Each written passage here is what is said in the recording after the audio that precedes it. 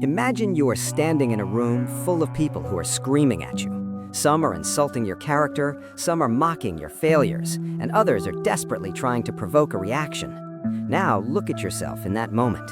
Your heart rate is steady, your palms are dry, your eyes are fixed, cold and unblinking. You feel nothing. To the world, you look like a statue. To your enemies, you look like a monster. But to yourself, you finally feel like a king. Because for the first time in your life, you are no longer a slave to your own feelings. Most people spend their entire lives being yanked around by invisible strings. A breakup destroys them for years. A mean comment on the internet ruins their day. A boss's criticism makes them lose sleep. They are emotional puppets. But today, we are cutting the strings. I want to warn you before we go further, what I am about to share isn't self-help. This is dark psychology. We are not talking about managing your emotions. We are talking about neutralizing them. We are going to build an invisible wall between your mind and the world.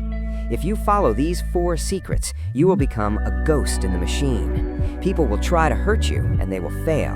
They will try to love you, and they will find a wall.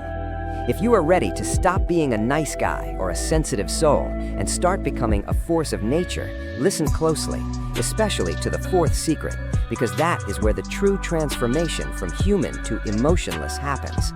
If you miss that, you'll just be a person pretending to be cold. With the 4th secret, you actually become it. It's time to kill the version of you that cares too much. The redefinition: why emotion is a bug, not a feature. Society tells you that being in touch with your feelings is a strength. They tell you that vulnerability is power. That is a lie designed to keep you predictable. In the world of high-stakes power, emotions are nothing more than biological data points that can be hacked. When you feel anger, you lose logic. When you feel fear, you lose courage. When you feel love, you lose perspective. To become emotionless is not about becoming a robot. It is about becoming a master of the void. Think about the most powerful people in history. They weren't the ones crying in the corner or venting on social media. They were the ones who could watch an empire fall and still have a steady hand while pouring a glass of water. They practiced what the Stoics called apatheia, not a lack of feeling, but a state where feelings cannot touch the core of your being. Let's start the descent into the 1st secret, the observer dissociation, the art of third-person living. The reason you get hurt is that you are too inside your own body. When someone insults you, you feel the sting in your chest. When you fail, the shame burns your skin. Dark psychology teaches us the observer method. From this moment on, I want you to stop living your life as the main character and start living it as the director. When a high-stress situation happens, you must mentally step 2 feet back. Imagine you are watching a movie of yourself. If someone is shouting at you, don't think, "He is shouting at me." Instead, think, "I am observing a man shouting at a biological entity." This is called cognitive reframing through dissociation. By changing the language in your head from "I am feeling" to "I am observing," you create a buffer zone. Let's do a practical exercise. The next time you feel an emotion, any emotion, whether it's the urge to check your phone because you're lonely or the anger you feel in traffic, label it like a scientist. Say to yourself, there is a sensation of tightness in the chest. There is a thought of frustration occurring. Notice the difference? You didn't say, "I am frustrated." You said, "There is a thought of frustration." You are the sky. The emotions are just clouds. The sky doesn't change because a storm passes through it. The sky remains blue, vast, and indifferent. When you master the observer method, you become the sky. You watch the storm of human drama from a distance, unaffected by the wind and the rain. People will notice the change in you immediately. Your vibe will shift. When everyone else is panicking, you will be the one with the death stare, a calm, analytical gaze that signals to everyone that you are operating on a level they cannot reach. You aren't reacting, you are calculating. The anatomy of the dead face. To be truly emotionless, your internal state must be reflected in your external biology. The most powerful tool in your arsenal is your micro-expressions. Most people have leaky faces. Their eyebrows twitch when they're nervous, their lips thin when they're angry, their eyes wander when they're insecure. To To feel nothing, you must first look like you feel nothing. This is the feedback loop of coldness. When you force your face into a state of absolute neutrality, your brain actually begins to lower its emotional output. Practice the 0-point gaze. Relax every muscle in your face. Let your jaw hang slightly loose, but keep your mouth closed. Soften your eyes, but don't blink as often. When you speak, keep your tone flatline. No excitement, no anger, no sarcasm, just information. When you do this, you deprive others of the emotional reward they get from interacting with you.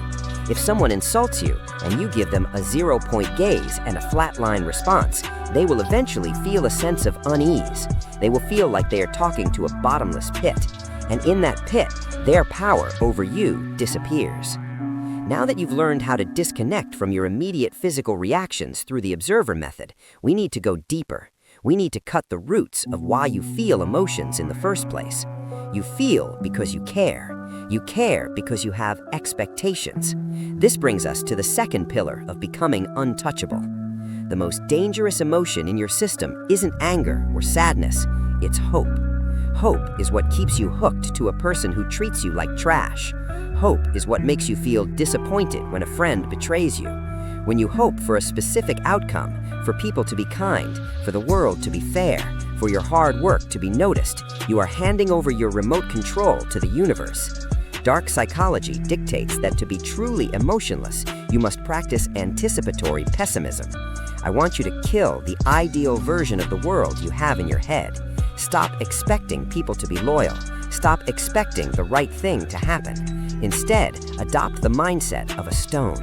A stone expects nothing from the rain. It just lets the rain fall. When you enter a room, assume that people will judge you. When you start a project, assume there will be obstacles. When you enter a relationship, realize that everything is temporary. This sounds dark, but it is the ultimate liberation. If you expect nothing, you can never be disappointed. And if you can never be disappointed, you can never be hurt. When someone betrays a normal person, that person cries and asks, "How could you do this to me?" When someone betrays a person who has mastered the death of hope, that person simply nods and says, "I see. This is what humans do." You don't get angry at a snake for biting you. It's a snake. You don't get angry at a liar for lying. It's a liar. By removing the emotional surprise, you remain in total control. Your coldness becomes a natural byproduct of your wisdom. You are no longer shocked by the darkness of the world because you have already accepted it as the default. Most people are reaction addicts. They feel a constant, desperate need to fill the silence. They explain themselves when no one asked. They defend themselves when they feel criticized. They laugh at jokes that aren't funny just to fit in. Every time you explain yourself, you are leaking power. You are showing the world that their opinion matters enough to warrant a response. To be emotionless in a social setting, you must master the power of the pause. When someone asks you a question, especially a provocative or insulting one, do not answer immediately. Look at them. Count to 3 in your head while maintaining the 0-point gaze we discussed in part 1.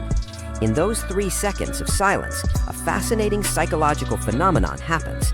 The other person begins to panic. They start to wonder what you are thinking. They start to feel the weight of their own words. By refusing to give an emotional reaction, you turn the mirror back on them. Think of silence as a black hole. It sucks in the other person's energy. If they insult you, silence. If they praise you, silence. If they try to guilt trip you, silence. When you do eventually speak, use the minimalist response. Use words like perhaps, I see, or that's an interesting perspective.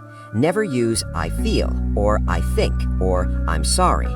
By stripping your language of emotional adjectives, you become a social shadow. People cannot find your buttons to press because you haven't shown them where they are. You become a mystery. And in psychology, the person who is the biggest mystery